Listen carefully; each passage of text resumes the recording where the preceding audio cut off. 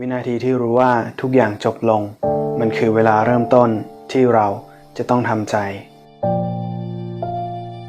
ยอมรับความจริงในวันที่ไม่มีความรักอีกต่อไปมีคนบอกว่าเวลาเรารักใครสักคนโลกก็มักจะหมุนเร็วเหมือนกับว่าทุกๆวันใช้เวลากับเขาไม่เต็มที่ในทางกลับกันเวลาความรักหมดลงเหมือนทั้งโลกได้หมุนไปอย่างช้า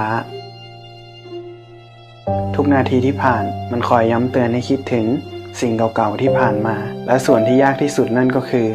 การยอมรับความจริงเหมือนกับคนที่พยายามหลอกตัวเองว่าเดี๋ยวสักวันทุกๆอย่างมันจะกลับมาเป็นเหมือนเดิมเฝ้ารอคอยปาฏิหาริย์ที่มันคงไม่มีทางเกิดขึ้นชีวิตหลังความเจ็บมันอาจจะฝืนผ่านไปยากสักหน่อยแต่มันก็เป็นเรื่องปกติของคนที่